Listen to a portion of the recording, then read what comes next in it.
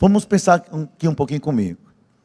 Cada pregador, cada pastor, que isso é normal, tem suas manias. Pelo menos eu tenho minhas neuroses, nunca foram curadas. Então, deixa eu lhes falar um pouquinho sobre elas. A primeira delas é que eu gosto muito de quem pensa. Então, eu não sou muito pastor que faz sorrir. Eu sou muito amigo do Cláudio Duarte, de muitos anos. Ele vai sempre também à minha igreja. Você pode passar até chegar lá. Mas eu disse, onde eu vou com ele? Assim, ele faz sorrir, eu faço chorar.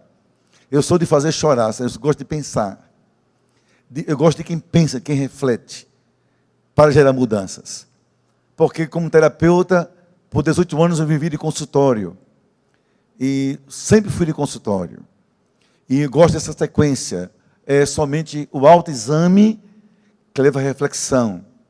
Sem reflexão não há mudança, e sem mudança não pode haver crescimento. Para isso, então, eu preciso... Olha, só o meu defeito enorme é esse. Preciso do silêncio de vocês. Não consigo falar se alguém fala ao mesmo tempo. Como eu vou falando, eu boto as imagens, mas vou criando a mensagem em cima da imagem. Então, uma pessoa andou, já me distraio. Então, se você puder ajudar, para a gente, juntos, a gente não perder o senso da voz de Deus. Tá certo?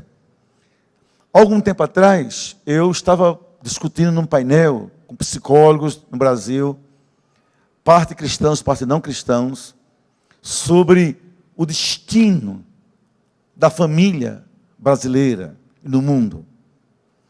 E eu fui convidado para falar sobre de que maneira o pensamento cristão, evangélico, terapêutico, pode fazer uma radiografia da família e ajudar no pensar a família. Então eu decidi falar sobre paternidade, um tema tabu entre, digamos, psicólogos, sobretudo não cristãos. E eu coloquei isso. Então eu coloquei um postulado que eu trago para aqui para vocês. Em função desse postulado, eu literalmente construí esse seminário. Qual é o meu postulado? Não acredito, como pastor, como pensador, como de Deus um profeta, eu não acredito como terapeuta, não acredito como homem de Deus, que haja ou haverá qualquer mudança na família hoje,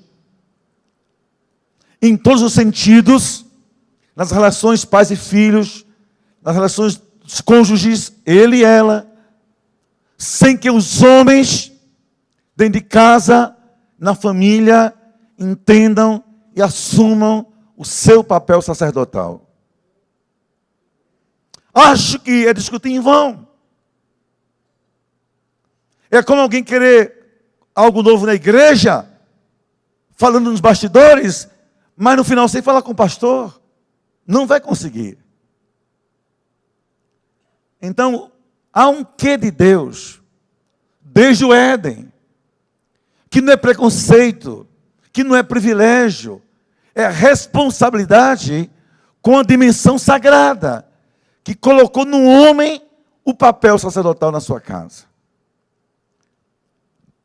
O que eu vou dizer, por favor, homens, não fiquem chateados comigo, não. Eu espero voltar aqui um dia, pelo menos para rever vocês. Mas todo homem, pai e marido, que na sua família, na sua casa, não assume a postura sacerdotal, está em falta com Deus. E tem que repensar isso, porque não é bom estar em falta com Deus. Toda esposa que não cobre do marido essa postura, ou não ajuda nessa postura, também está em falta com Deus. Nós vamos passear agora, vocês vão perceber meu seminário, minha palestra, inclusive pela cultura, e talvez eu seja o único pastor no Brasil que coloque esse adendo cultural. Há 5 anos atrás, eu concluí um doutorado meu em sociologia. Eu amo estudar. Eu tenho paixão por livros. Eu tenho mais de 5.000 livros. Fiz vários cursos, mas eu sou apenas pastor. E não há doutor no meu nome. Nem permito que coloque. Que eu gosto de ser pastor. Mas sempre estudei. Para conhecer mais e servir melhor. Então eu fiz uma viagem na cultura, vocês vão ver. Como o diabo na cultura, roubou de nós homens. E um dia eu pedi perdão a Deus, a meus filhos e a minha mulher, porque eu não assumia isso que eu lhes digo agora. Vamos lá. Primeiramente, vamos entender a partir de duas palavras. Uma palavra no hebraico e no grego. Kohen e eros. E eros é um adjetivo grego. O original é assim. Na cultura hebraica, sacerdotal, qual era o papel do homem, sacerdote? Simples. É aquele que ensina a Torá ao povo. Isto é, o homem é um oráculo de Deus, não a mulher. É aquele que a vida seria uma expressão de Deus na forma de viver, e que a voz seria o eco da voz de Deus. Assim diz o Senhor. Essa voz era para a família, depois para o povo. Na cultura grega, isso tomou uma dimensão mais ampla, para ser aquele homem separado, para comunicar ao povo sobre Deus, sobre sua vontade, mas de forma mais ampla, um homem visto como um agente de Deus no mundo presente. Por isso, eu posso definir assim, olhe bem para mim, sacerdote é aquele que tem a missão especial de comunicar a voz e o coração de Deus para o seu povo, começando pela sua família. Queridos, escuta uma coisa. Eu tenho poucas certezas na vida. Eu tenho muitas convicções de poucas certezas. Porque eu sou humano. Por exemplo, eu nem sei se amanhã eu vou estar vivo. Como é que eu vou ter muita certeza se eu não sei nem do meu amanhã? Mas, entre as certezas e as incertezas, eu tenho convicções. Mas das certezas, pelo menos, 4 eu tenho comigo. E vou começar para entrar no seminário. Primeira certeza que eu tenho, que você também tem, eu tenho certeza absoluta que meu nome está no livro da vida. Você tem? Levanta a mão comigo. Dê glória a Deus. Então, eu não discuto teologia com ninguém. Mas não discuto mesmo. Para mim, tanto faz se é arminiano, se é calvinista. Para mim não faz diferença. Meu nome está lá e pronto, eu vou para lá e pronto. Você discuta aqui, mas eu sei que eu vou para lá. Segunda certeza que eu tenho, que ao chegar no céu, Deus agendou uma hora comigo. Eu acho que com você também. Comigo eu tenho certeza absoluta. Ele vai me receber, vai fingir que não me viu, vai passar talvez 1, 2, 3 meses, eu não sei, estou só imaginando, vai dizer assim, me chama Estevão aqui na minha presença. Que diz a Bíblia que a gente vai dar conta a Deus da nossa vida. Ao chamar-me, vai fazer uma pergunta. Olha só, cadê minha filha? Vou dizer, Senhor, que filha? Não sabe da minha filha? Sua esposa? Ou pensou que era apenas sua esposa? Ela é minha filha, ela tem 15 anos quando eu coloquei na sua vida. Ela é uma garota saudável, sonhadora, bonita, feliz. Eu coloquei ela no seu caminho com 15 anos, você tinha 18 anos. O que você fez com minha filha? Escutem, homens. Me devolve a mulher frustrada, obesamente mórbida, olhos frios, vida opaca. Você lhe sequestrou os sonhos, a dignidade, a identidade. O que fez com ela, Estevão? O que fez com minha filha? Irmãos, eu tremo diante disso. Escute-me.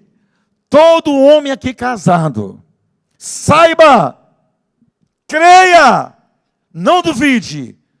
Todos vamos prestar conta a Deus pela mulher que Ele nos deu. Não é que você arrumou porque quis, aquilo deu a você. E eu sei disso. E nada que eu faça na terra vai tirar essa agenda de Deus. Cadê minha filha? Como você devolve minha filha? E eu não sei. Tem horas que eu entro em crise.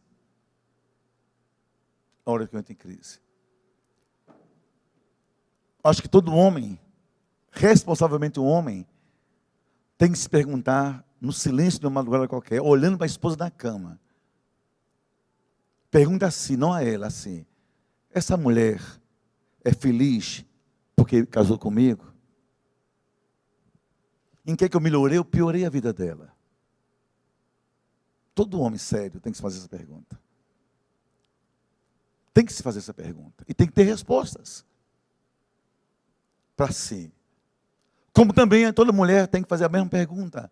Esse homem é feliz porque casou comigo?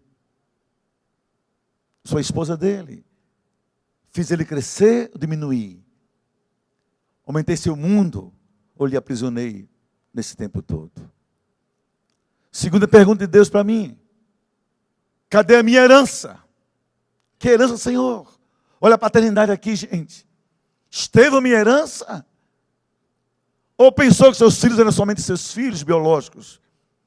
Ele é seu sêmen e pronto. Não. Nunca leu, Estevão, que os filhos são a herança do Senhor? Cadê minha herança? Eu cheguei aqui nessa igreja, já li lá, eu fui conhecer o Andar Kids. Está lá escrito uma frase linda. Ensina a criança o caminho que deve andar. E quando envelhecer, assim que está escrito lá, vê rapidamente. Nunca vai dizer dele. Então, meus filhos vão entregar o Senhor como? Você é pastor Estevão, meu servo. Minha herança está desviada. Minha herança, homem, que eu lhe dei, está nas drogas, no pecado. Minha herança, mulher, se prostituiu. Está infeliz, tem depressão. Cadê minha herança, Estevão? Ou pensa você que eu ia fingir que não sei disso? Então eu vivo para minha esposa, para os meus filhos, para prestar conta a Deus por eles também. E finalmente, para fechar a quarta certeza da salvação e dessas três perguntas, ele pergunta assim: e cadê minha noiva? Que noiva, Senhor? Aquela porção dela que lhe entreguei em João Pessoa, minha igreja. Como você entregou? Você sujou minha igreja, ensinou heresias, prostituiu minha igreja, prostituiu-se com ela. Que você vê no meu altar, minha noiva é branca, é pura, você fez o que com ela? Irmãos, escute, eu tenho certeza absoluta que vou prestar conta a Deus da minha vida, minha esposa, meus filhos e meu ministério. Essas quatro certezas movem minha vida. São nutrientes que me fazem olhar para amanhã e dizer: Senhor, tenha em mim misericórdia. Por isso, que há na Bíblia 4 atribuições do sacerdote. Para nós homens, e agora eu só falo esse seminário com mulheres presentes. Deixa eu abrir a tela para ganhar tempo. Desculpem. Primeiro, o sacerdote se santificava pelo povo. Não tinha outra opção. Segundo, ele intercedia a Deus pelo povo. Terceiro, ele falava para o povo em nome de Deus. E finalmente, ensinava o povo a se relacionar com Deus. Isso tem tudo a ver com a gente. Em casa, o homem, sacerdote, pega a esposa, traz para perto de si e diz: me ajude a cumprir nessa casa o que Deus quer que eu faça. E você é a minha ajudadora. Por isso que a mulher é auxiliar idônea. Nenhuma mulher é menor porque auxiliar. Isso lhe faz grande. Porque isso ajuda o marido a realizar em casa o plano de Deus para a família. Então, o homem que não se santifica está em falha com Deus.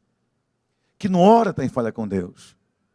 Que não fala, abre a Bíblia em casa para os filhos, está em falha com Deus.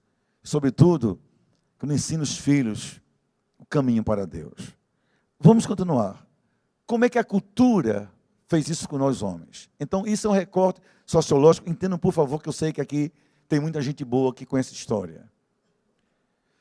Primeiramente, os séculos, desculpe, não está segurando aqui. Pronto, os séculos 16 e 17, fiz uma coisa bem rápida. Todo mundo que estudou história, eu também me informei em história, você estudou história, e sabemos, o mundo conhece um fenômeno chamado, um conjunto, iluminismo e racionalismo. Figuras como Kant, René Descartes, David Hume apareceram no pensamento. Então Deus foi questionado. Mas o Deus da religião católica romana, o Deus que manipulava todo mundo, o Deus do purgatório, do inferno, do não pensar, de um mundo analfabeto, alienado e dominado pela cultura romana. Se Deus morreu. Então, nesses séculos, o homem se viu obrigado a afastar-se de assuntos religiosos. E a partir de então, a religião foi coisa de mulher. Desde essa época, escutem isso, que houve essa transferência do foco. E talvez por isso, ainda hoje nas igrejas, tem mais mulher que homem.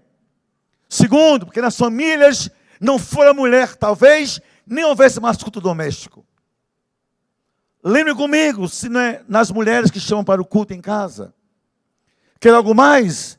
Em muitas famílias evangélicas brasileiras, no domingo de manhã, é a mulher e não o homem que acorda os filhos para vir para a igreja. E talvez por eles, de manhã, era Rede Globo, Globo Rural, tênis, corrida de carro, tudo menos igreja. E a mulher que diz, acorda gente, igreja, acorda crianças, igreja. Ela faz café, se estressa, mas vamos para a igreja. E alguns homens crentes, que eu sei não estão aqui, mas estão pelo Brasil, domingo vão para a igreja, pelo esforço da mulher que tem. Que desde essa época, a mente da cultura criou a seguinte lógica: religião, Deus, é coisa para a mulher, a gente vai trabalhar. Porque aqui é o fim do sistema feudal, o início do homem operário, do homem urbano. No século XIX, a gente assistiu o mundo a chamar a Revolução Industrial e Urbana. Começou com a Inglaterra, depois veio a Alemanha, a França, e vocês sabem toda a história geral. Nasce aí o homem operário. Olha o que a cultura faz com nós homens.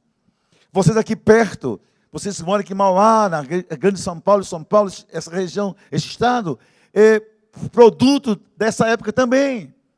Só que quando acaba o sistema feudal, o homem só sai do feudo para as fábricas. E não é como hoje essas leis trabalhistas modernas, os sindicatos, eram quase 12 horas por dia. O que acontece aí? Nasce a figura do homem ausente. O homem acorda de manhã, vai trabalhar, quando volta, sai o filho dorme. Volta os filhos dormindo. Quem é o pai então? Quantos de vocês não conhecem pessoas, parentes? Eu espero que não vocês, que não viram os filhos crescerem. Então a cultura nos imbecilizou. O que é homem nessa época? É o cara suado, estressado, que hoje tem o pior dos ecos em consultórios de psicólogos e psicanalistas. Eu me matei por essa família. Eu morro por essa casa. Eu vivo pelos meus filhos. Mentira! Você é vítima da cultura que feriu a Deus, lhe tirou de casa. Ele fez pensar que homem que é homem é apenas o provedor e ausente da sua família. E nasce aí, irmãos, o maior dano para a psique humana que o século XXI ainda resolve trabalhar nos consultórios. Sabe o que é? É a terceirização da paternidade, do afeto e do cuidado. Porque no final do século XIX, as mulheres também vão trabalhar. Então, arranja uma babá. Mas eu não tenho como aumentar, arranja uma ama de leite. Até o peito foi terceirizado. E muitos filhos tiveram o colo emprestado de um outro homem, mas nunca souberam o que é colo de pai. Muitos. Agora escutem o que eu vou dizer a vocês, homens, queridos. Nada se compara ao colo do pai. Nada. Que vivemos, século XIX, todos trabalhando, como carrinho, como uma terrinha, se mata, e o filho cresce, não sabe o que é pai. Não sabe o que é carinho de pai. Isso chegou à nossa cultura do século XX, e nós, ocidentais, latino-americanos, poucos filhos sabem o que é o colo de pai, um abraço, um beijo, um cheiro, um carinho. E sabe que o pai se gaba? O que é que você está precisando? Passa cheque, dá cartão, paga a conta e pensa que isso é paternidade. Se esquece que o colo ausente é carência nunca resolvida. Na minha igreja há uma cena, vocês podem ver sempre pelo YouTube, a cena dominical, triste, mas inevitável. Quando acabam os cultos da minha igreja, pode qualquer um ver isso. Eu termino, eu não vou para a porta, eu fico no púlpito, porque os cultos emendam. Então, olha, eu fico de joelhos. Fazem fila de meninas de 10, 12 anos, 13 anos, 8 anos, para me abraçar e me dar um beijo. Eu beijá-las. São órfãos de pais vivos. Para elas, eu sou o pai delas. O beijo que tem no domingo é o meu. O abraço do pastor. Mas eu não sou o pai delas. Não sou. Qual é a minha dor? É que eu não posso suprir o que lhes faltou dentro de casa. Eu posso atenuar, mas não suprir. Suprir tem que ser original. Me responda, quem abraça seus filhos? Quem os beija todo dia? O tio deles, seu irmão? A tia deles, sua irmã? O seu pastor no domingo? Seu líder? Por que terceirizar o afeto? Afeto não pode ser terceirizado. Não pode. Mas chega o século XX, que é o mais cruel para a gente entender o que é paternidade. Me acompanhe, por favor, aqui. Siglo XIX teve grandes revoluções, aqui traz a grande revolução feminista. Mas nasce aqui 3 conceitos muito poderosos, entre eles o conceito de autonomia do corpo. E é a nossa geração dos homens que tem a minha idade, pelo menos. E nós lemos tudo isso hoje em história contemporânea. Começou literalmente em Londres, depois foi para Nova York, Paris, Amsterdã e São Paulo. No meio da rua, mulheres tirando sutiã e queimando, ficando seminuas. Para dizer, somos livres. A ideia de que eu sou autônomo, não preciso de homem, não preciso de marido, não preciso de ninguém. Reforçou esse conceito de que o homem cabeça é uma coisa necessária, fora de moda e machista. Sou dona de mim mesma. Nasce a indústria da anticoncepção, que por um lado é bom, mas por outro lado também aumenta, estimula o adultério. Se eu controlo o meu corpo, eu faço o que quiser com ele. Até antes dessa industrialização da anticoncepção, como é que a mulher está grávida se ele diz assim ao marido, eu não fiz sexo com você. Com aquela síndrome de José olhando para Maria e dizendo assim, que ela está grávida, eu não a conheci. Mas agora a mulher pode, com seu corpo, fazer o que quiser. Ela pode ter qualquer caso e o homem nunca vai imaginar, porque ela tem autonomia sobre o corpo, nesse sentido mais negativo. Nasce também no século XX a cultura do divórcio. E aqui com respeito a quem é divorciado, eu respeito diferenças. Mas tem que ouvir que o divórcio não é plano de Deus, é remendo humano. Para o que é feito humanamente, às vezes sem pensar. O século XX coloca isso no mundo que ninguém conhecia direito. No Brasil, nos anos 70, com o senador Nelson Carneiro. Vai embora. Mas há um fenômeno triste do século XX, as grandes guerras. As guerras mundiais de 14, de 35, a do Vietnã e a da Coreia. Milhões de homens morrem no mundo. Milhões. Desequilibram para sempre a relação mulher. Então nascem famílias estranhas, onde a mulher é ao mesmo tempo mãe, pai, tudo. Na Europa, na América, milhares de homens foram para a guerra e nunca voltaram. Novinhos. E quando a mulher soube, seu pai morreu, e agora? Fazer o quê?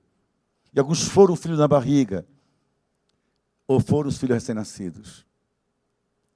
E esse vazio se constrói, então, uma sociedade diferente. E sabe quando acaba o século XX? Homens e mulheres competindo entre si e rivais entre si. Mas vamos chegar aqui no nosso século, para terminar e começar o texto. Vivemos hoje, isso é uma visão sociológica, teológica, então bíblica. Primeiramente, casamento é banalizado. Quanta gente vive aqui em São Paulo, mora junto? Acho que para que pastor, para que padre, para que casar? Ninguém dá conta, muita gente. Segundo, casamento descartável. Hoje dizer assim, eu te amo. Até que a morte nos separe é uma coisa estranha. Até nas igrejas. Eu celebrei casamentos por muito. Eu sou pastor nessa igreja que eu sou pastor há 40 anos. Celebrei milhares de cerimônias. Hoje não faço mais nenhuma, não quero fazer.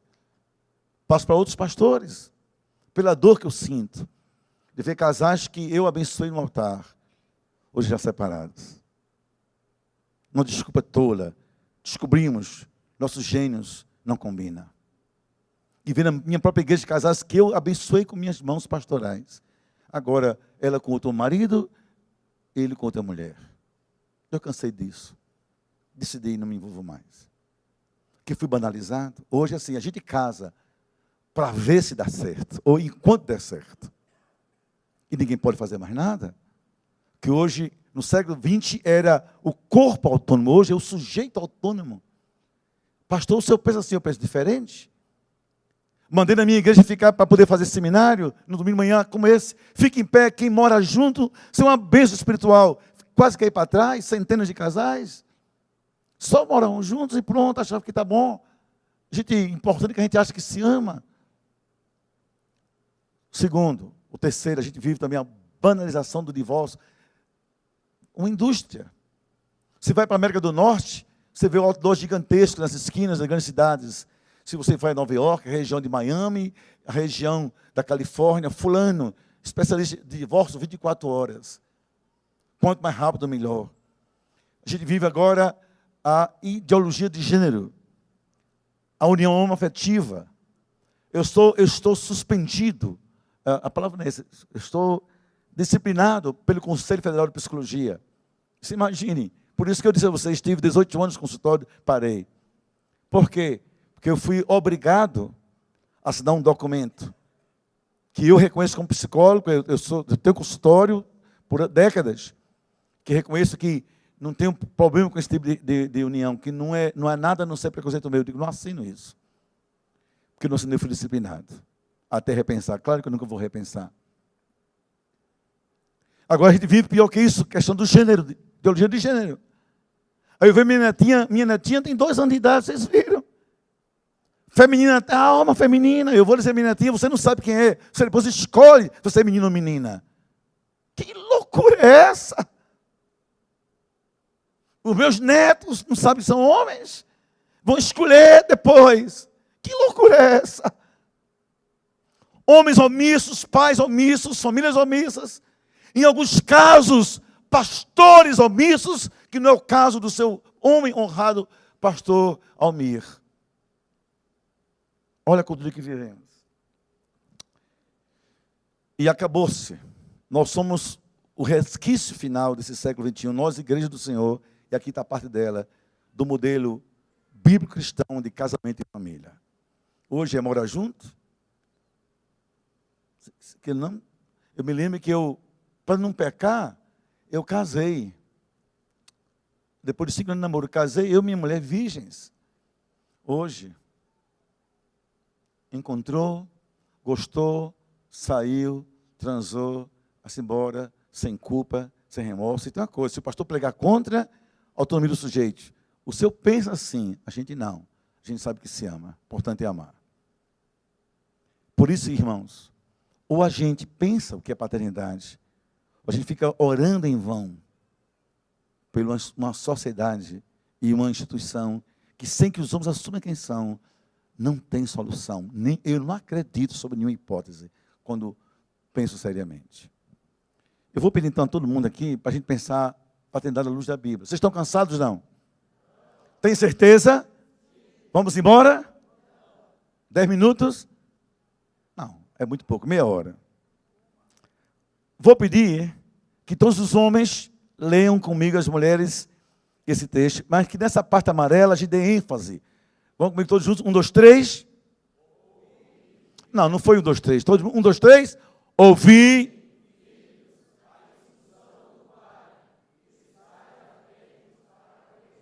O entendimento, porque vos dou boa, não deixeis, quando eu era menino,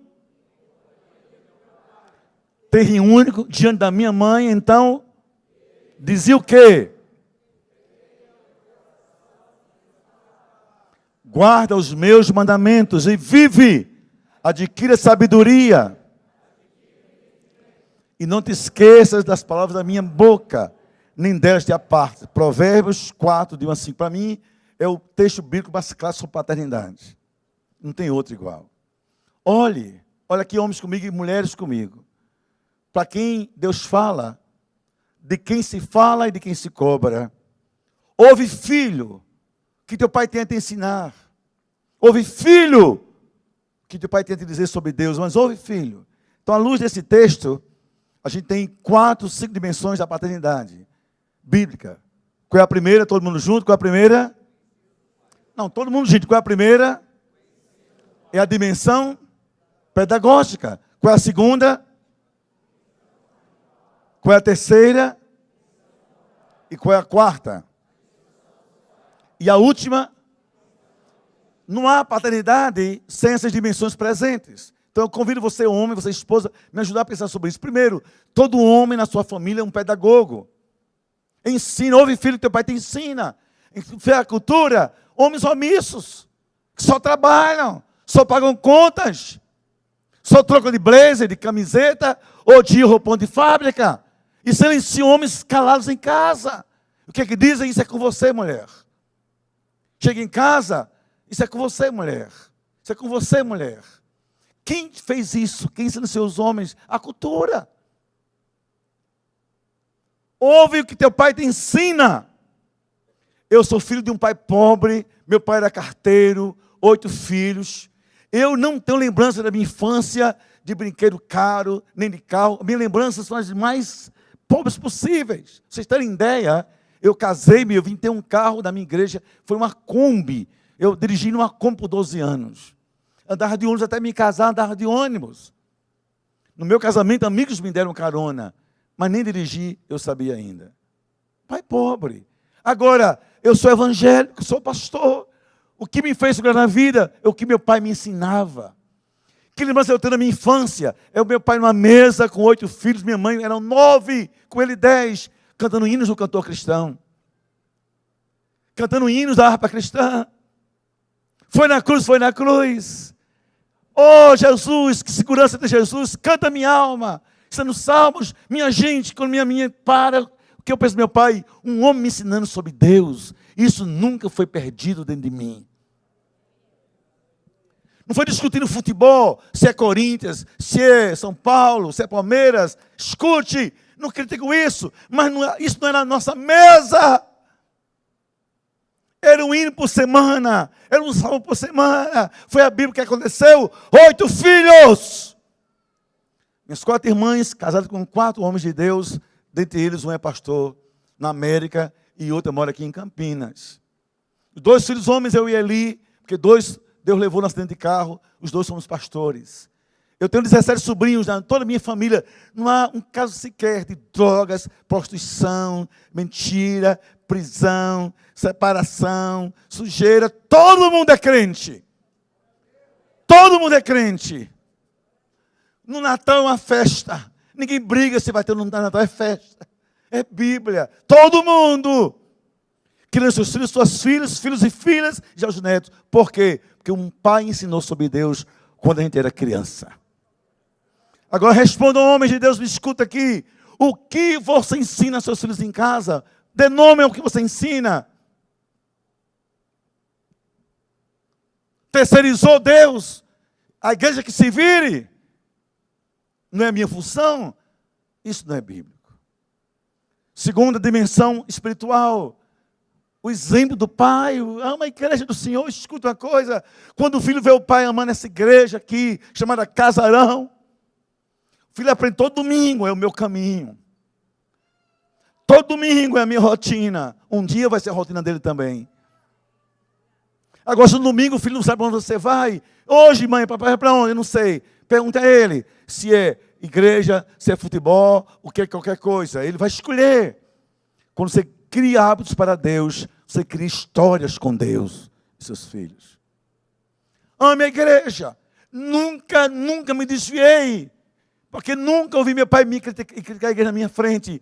Deus é bom, a igreja é uma bênção. Amo o pastor, respeito o pastor, cante hinos. Eu sou pastor de muitas lutas. Meus filhos são firmes. Eu os poupei de tudo que eu sofri no ministério. Não escondi, só poupei. Que saber poupar de dores é ter sabedoria emocional. Não falei mal de diáconos, que eu ganhava pouco, e eu passei fome, passei necessidade muito tempo.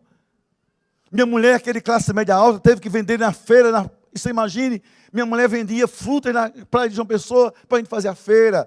que minha igreja não tinha visão de sustento, eram diáconos medíocres, carnais, eu muito novo, que manipulavam com salário de miséria. E eu não podia comprar para minha mulher roupa, sequer roupa íntima. E um dia vi minha mulher, filha de comerciante rica em Natal, eu casei sem nada, ela já tinha carro, ela fazia saladas de madrugada para ir de uma pessoa vender na praia. Olha a salada, para comprar roupa para ela, ajudar na casa. Nunca disse aos meus filhos, igreja não presta, igreja é ruim.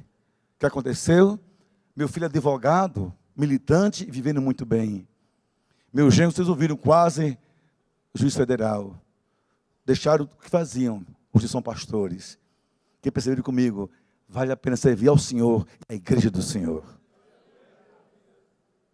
O que você ensina aos seus filhos sobre Deus, sobre a igreja do Senhor, a casa de Deus? Não é possível, bando de homem responsável da cultura, não vocês, da cultura. Eu fiz o que pode. 18 anos eu disse, agora vocês escolhem o caminho, vocês estão livres. Que conversa é essa? Fala sobre Deus, o Evangelho, o reino, é a sua paixão. Viva isso e come dos seus filhos. Você vê seu pai mentindo. Por que você vai mentir? Você vê seu pai dormindo no domingo. Seu pai da igreja, porque você não vai conhecer a igreja. Seu pai ama a igreja, ama Jesus. Seu pai é crente nessa casa. Não há espaço para outro Deus, a não ser o Deus do seu pai, da sua mãe. O Deus da nossa família. Eu podia ser até um crente fraco, afastado. Mas eu nunca seria espírita, com todo respeito, se houver alguém espírita aqui. Eu nunca seria católico romano, com respeito, se houver algum católico. Eu nunca seria ateu, nunca seria budista, nem islâmico. Porque meu pai me ensinou sobre Deus, olhando para a Bíblia Sagrada. E para o Calvário. Eu podia até me afastar, mas não havia espaço em mim para ser diferente. Meu pai me ensinou sobre isso.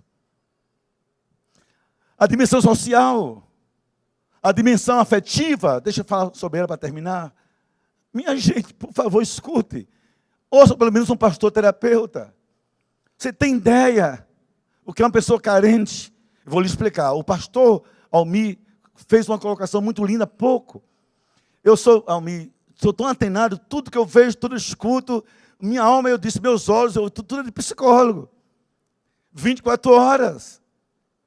Tudo, com detalhes desde que cheguei aqui.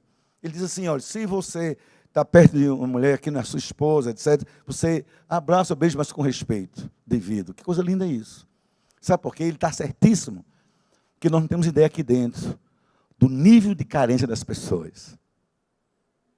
E às vezes uma pessoa bem intencionada dá um abraço mais apertado, sem saber que aquela pessoa é muito carente. E às vezes o abraço carente produz fantasias desnecessárias pelas carências.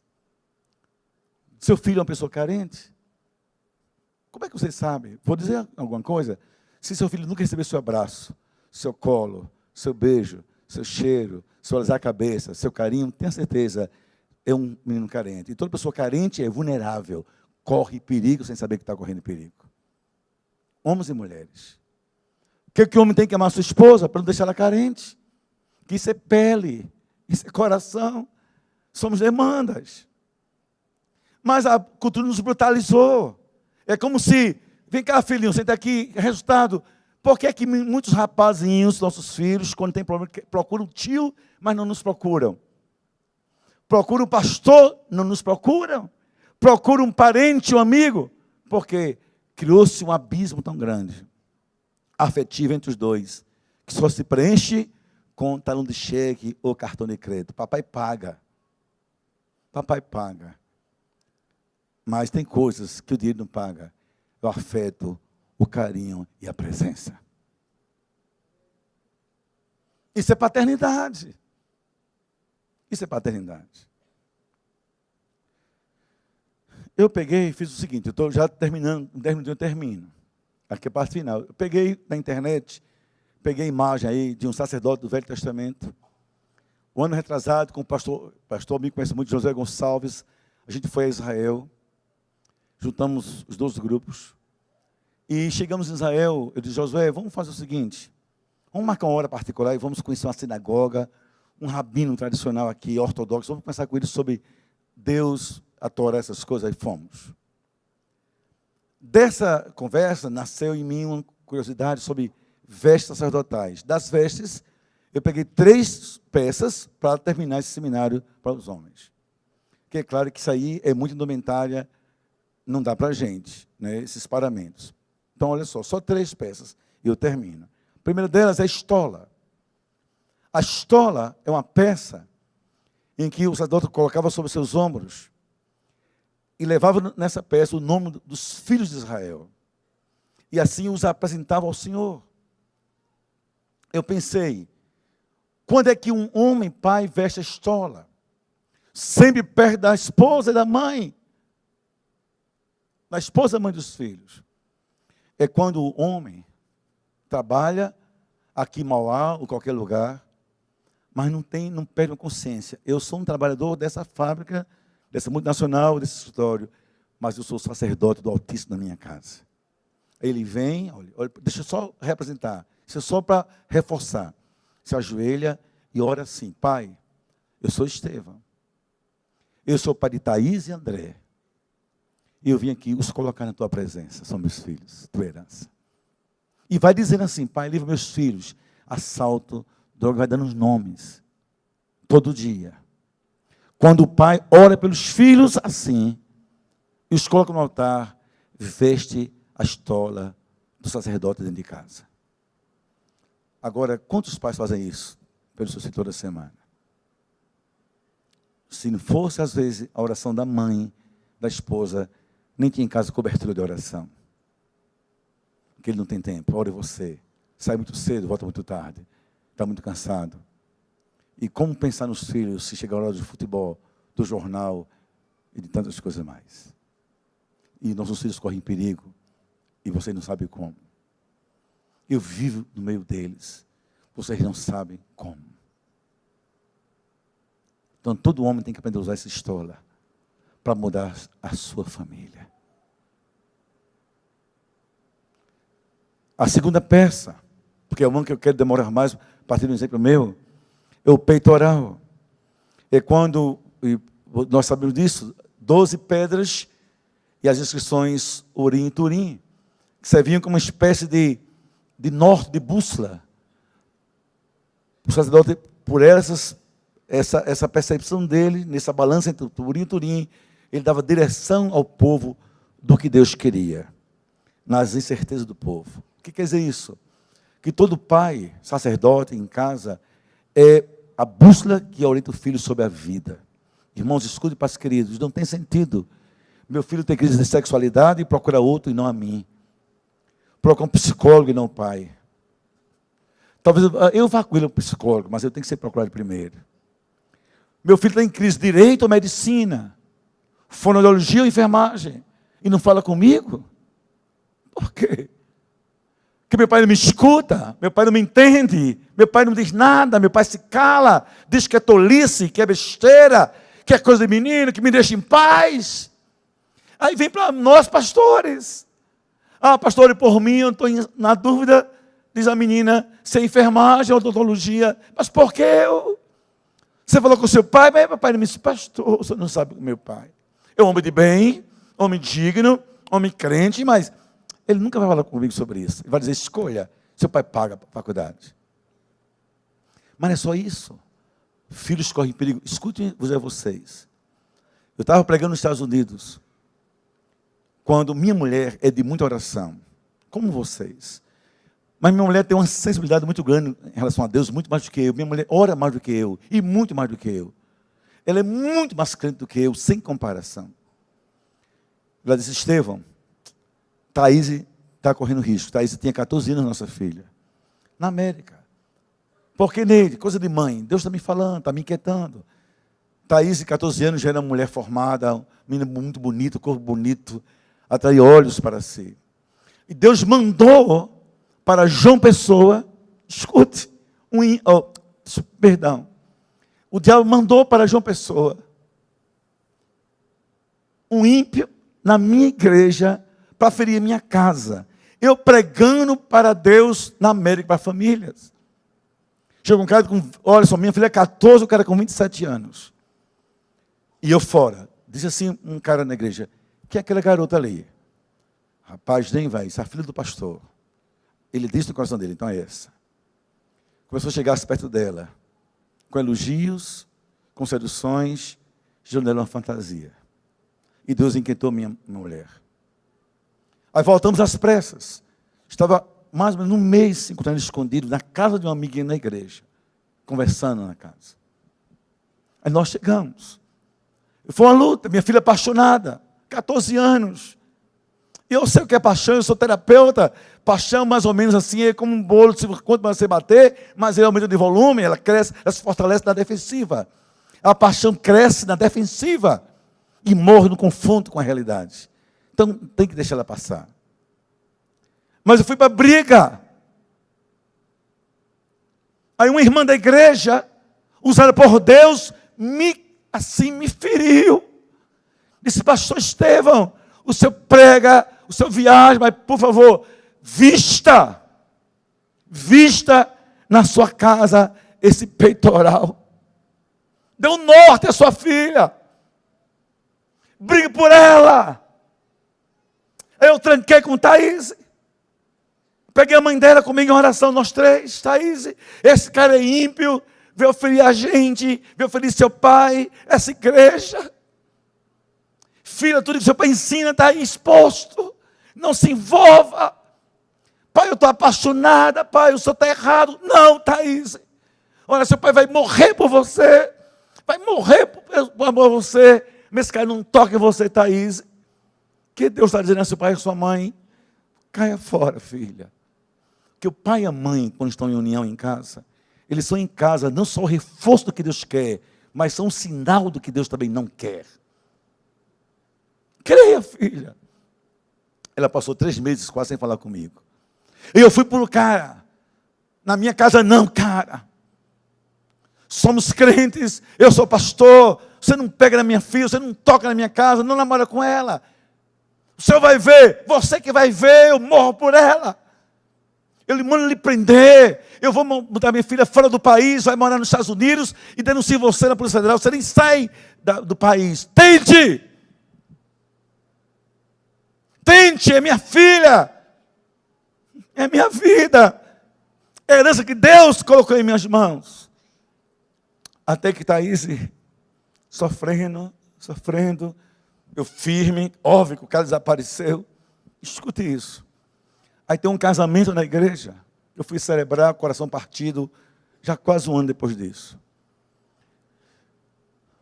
Aí Neide, minha mulher, diz assim, venha conhecer aqui uma pessoa que quer conhecer você. Vem um rapaz bonito. Pois não. Meu nome é Martinho Júnior. Estou na sua igreja há quase 1 ano, eu não conhecia ainda. Igreja grande. E daí, o que é que eu posso fazer para você, rapaz? Eu queria sua permissão para namorar a Thaís. Olha a diferença. Olha o peitoral como o norte. O ímpio veio pelo quintal, ladrão e salteador, escondido. Que Deus manda assim, eu sou fulano, me deixa entrar na sua casa. Meu mundo assim, se aqueceu de esperança. O senhor deixa? Minha mulher torcendo do outro lado, deixa. Resultado, namoraram 5 anos. E casaram-se. E aquela família que um ímpio ameaçou, aquele rapaz, hoje, é o meu pastor de jovens. E tem uma coisa, no dia do casamento que eu celebrei, marcaram, falou comigo escondido, assim, em secreto, aliás. Ambos chorando, ambos com lágrimas. Assim, papai, ela disse, quer dizer uma coisa ao senhor, tudo que o senhor ensinou para a gente, eu obedeci. Nós estamos nos casando virgens, nunca tivemos sexo. Eu disse a Martinho Júnior, eu quero ser como minha mãe. E você que seja como meu pai. Depois de 6 anos de casados, Deus pega esse rapaz, na última prova já oral, passou em todas as juízes. Disse, pastor, deixa eu desistir. Eu quero ministério. Hoje só tem um sonho, deixar o que faz. E ganha mais do que eu, inclusive, para ser pastor do tempo integral. Sabe por quê? Quando o peitoral é usado, Deus mostra a família, pela vida do pai e da mãe, o que é certo e o que é errado dentro de casa. Pode. Hoje, homens, nós homens, não. Namoro não é para nós homens. É assim, quem é esse rapaz aí? Ah, rapazinho está com tua filha. Tenha cuidado, tome conta disso, eu vou ir trabalhar. Esse problema é seu, nossa filha. Escute, eu quero terminar com a mitra. Um turbante, em que o sacerdote usava, escrito aqui, santidade ao Senhor. Para dizer que ele representava no meio do arraial a glória do Deus que é santo, santo, santo. Para dizer que nessa casa de hoje, o pai, agora eu vou fazer o quê? Se às vezes o pai diz que é evangélico, uma geladeira cheia de bebida alcoólica. Na sua casa não há sandália ao Senhor, a partir da geladeira. Se no domingo qualquer coisa é mais importante que a igreja do Senhor, culto a Deus. Se às vezes o filho vê o pai com cheiro de cigarro, cheiro de pecado, cheiro de álcool dentro da própria casa. Se vê em casa mentiras, é meu pai. E se tem pai que insinua o filho a mentir também com ele. Meus irmãos, a gente entrou num mundo muito caótico, em que nós temos que ter a consciência, não é só reclamar da sociedade, é que nós estamos falhando no nosso papel. Escute uma coisa, meu filho tem 15 anos, eu chego de viagem, está meu filho em casa, aí sai um cara estranho no quarto do meu filho, estranho. Sabe, não é todo estranho. Cabelo na cintura, não é só por isso, mas estranho o jeito. Quando ele sai rápido, eu digo, senta aqui, André, quem é esse cara? Ah, pai, lá vem o seu, quem é esse cara, André? Pai, meu amigo, quem é seu amigo, André? Mas pai, isso é minha privacidade. Não, André. Seu pai não é tão moderno assim, André, sabe por quê? Você não mora só, isso aqui é sua irmã. Sabe, sua irmã tem 11 anos de idade. Como é que esse cara olha para sua irmã? Aqui é sua mãe. Aqui é nossa casa. Você não pode ter só um amigo seu e pronto. Quem é esse cara, meu filho? Até que você me responda, ele não entra mais aqui. Que aqui temos uma vida em família. Não é só isso. Quem namora sua filha, meu amigo? Namora seu filho, minha amiga? Quem namora está na sua casa. O que é que eu fiz? Como um pai mesmo. Chamei um amigo meu, membro da igreja, delegado da Polícia Federal, disse, investigue quem é esse cara, a família. Para resumir, esse cara foi para minha casa, disse a meu filho, na época era maconha. O diabo disse, entra lá, estuda com ele, na classe dele. Começou. Era, o que a gente chama assim, um pombo correio traficante em João Pessoa. Toda a família. Aí eu pego meu filho e mostro. Meu filho treme. Eu disse, quando Deus revela, é que o pai usa o peitoral. E quando Deus fala pelo pai, filho, obedeça ao seu pai. E por revelação de Deus nesse peitoral, ele vê minha filha de viver com ímpio. E meu filho de se envolver com as drogas. Porque o diabo, quando quer ferir você, primeiro ele vai para os seus filhos também. Enquanto o pai ocupado, terno, gravata, um excelente executivo em Mauá. Grande operário no sistema fabril do Brasil. Nota 10 no seu trabalho. Mas, que vale mais do que a sua família? Você se lembra? E se a gente ganha na vida muitas coisas e perde a família, a gente perdeu a vida. E muito da vida. Ah, então, queridos, para a gente orar juntos nesse final, uma oração de Jó, que eu queria que todos os homens lessem junto comigo. Para eu dizer a vocês como é que a gente vai orar. Vamos todos juntos? Comigo, 1, 2, 3.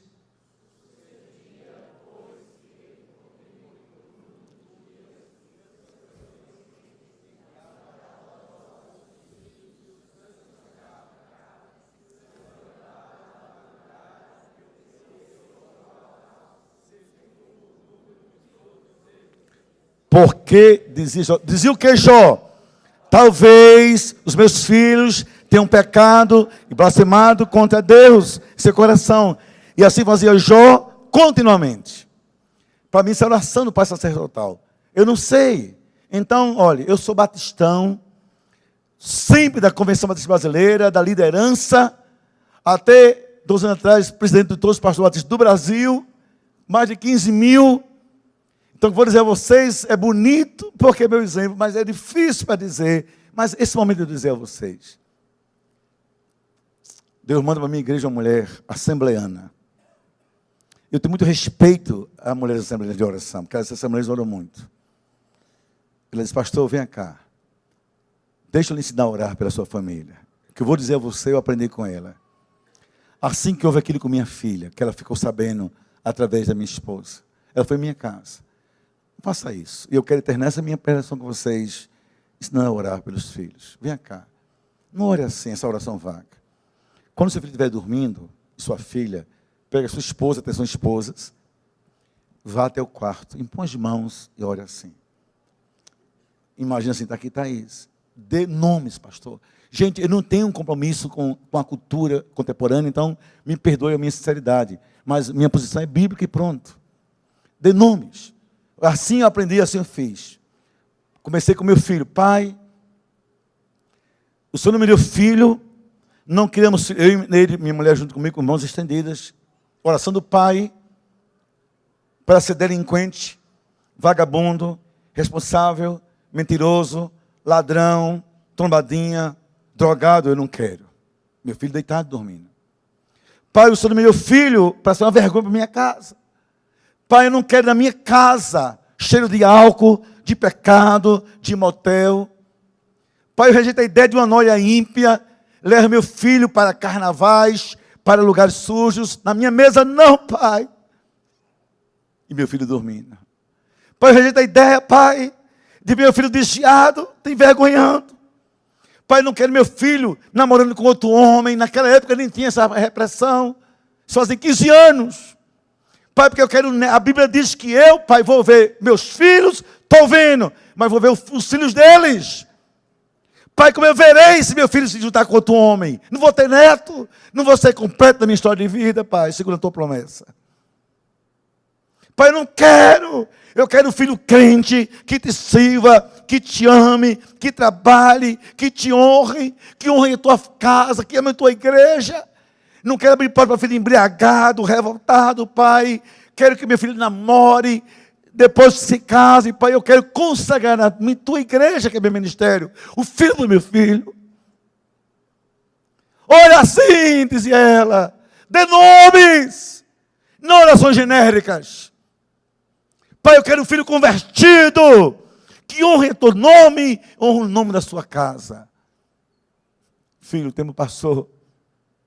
Meu filho cresceu, foi para a América, se formou em Direito, está no Brasil, botou um consultório, escritório, desculpe, começou a namorar com uma menina crente, não quero ímpia, sabe a igreja. Aí um dia eu consagrei Beatriz. Quando eu levantei Beatriz, eu comecei a chorar por dentro. Sabe o que eu lembrei? Pai, há 15 anos eu me lembro, eu fiz esta oração.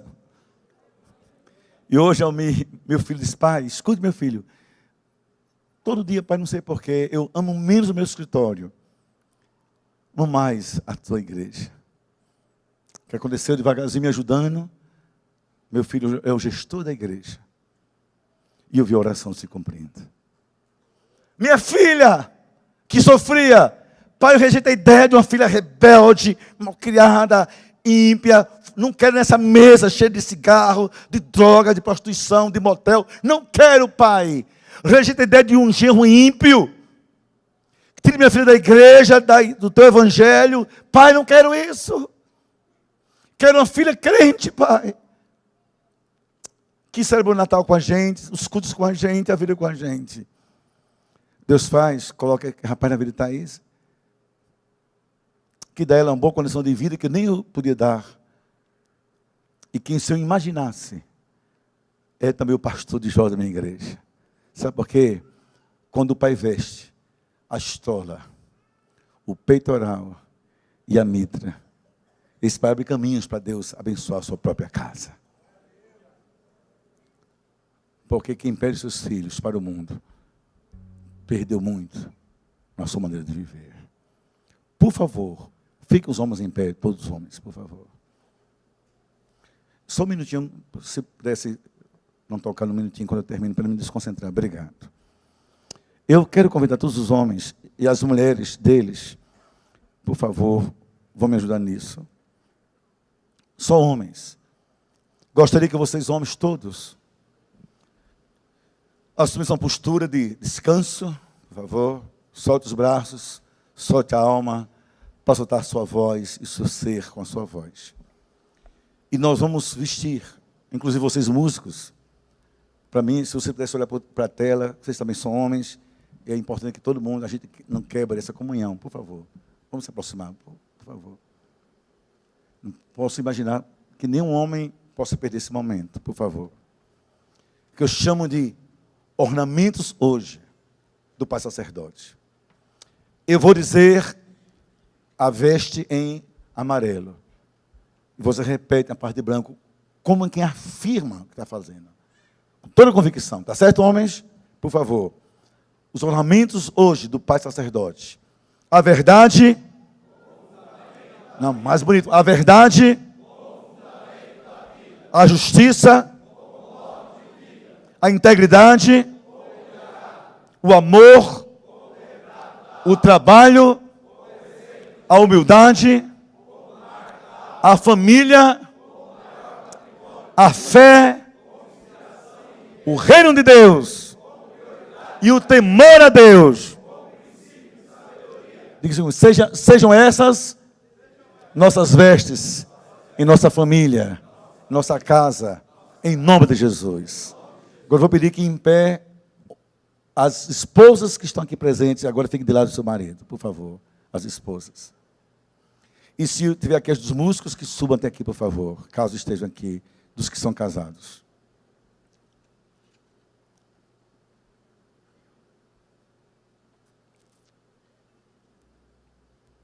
Vocês são solteiros ou não estão aqui elas?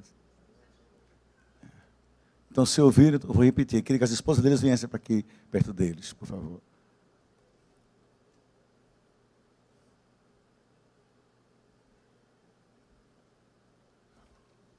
Não estão aí?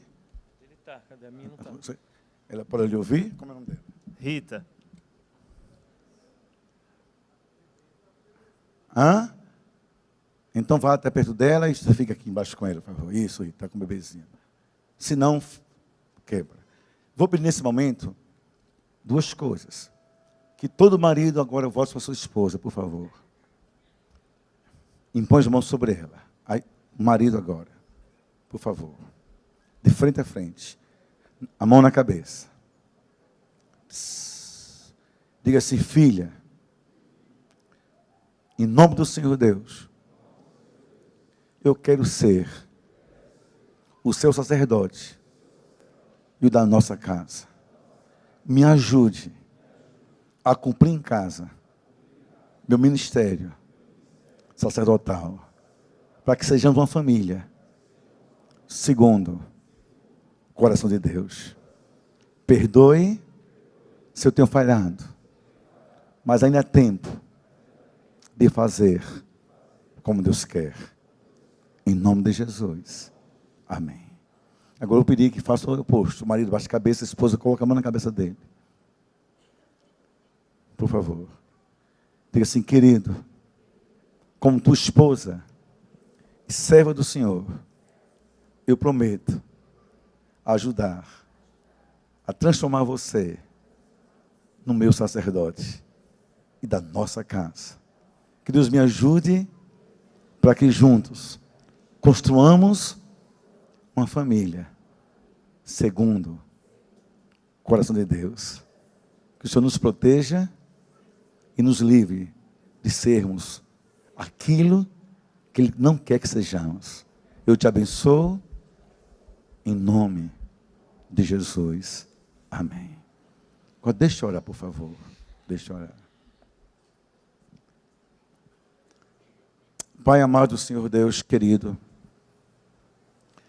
Pai, como eu creio, Senhor, nisso que eu acabei de falar,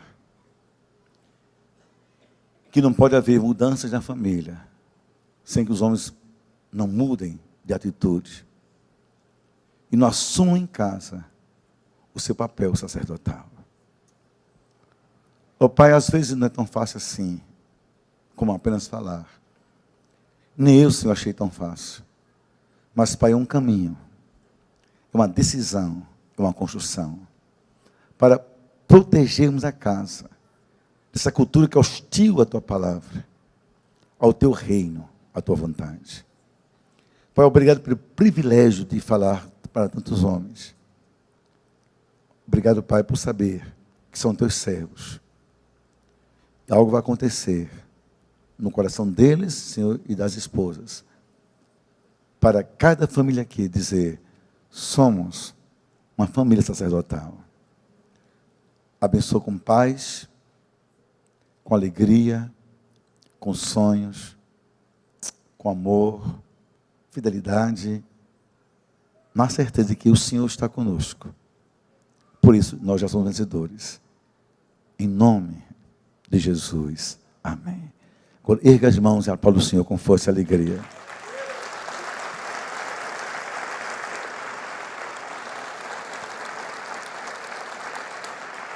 Mais força ainda para o Senhor, uma alegria. E antes que a gente cante a música e eu desça, eu quero dizer a vocês que estar com vocês aqui foi, para mim, uma honra muito grande. E desculpe se eu demorei muito, mas como eu vou embora, eu não queria deixar nada para metade. Que normalmente eu digo isso de 2 vezes no hotel, mas foi dose dupla, mais necessária. Agora, todo mundo erga as 2 mãos, por favor, as 2. Para os céus, as 2. Não olhe para mim, olhe para cima, como se pudesse ver a Deus. Busque força lá na alma. Diga assim: a minha família pertence ao Senhor Jesus. Outra vez, juntos. Agora dê as mãos, o casal. Vamos, casal, levanta a mão, casal dado. Vamos agora colocar no plural. A nossa família pertence ao Senhor Jesus. Última vez.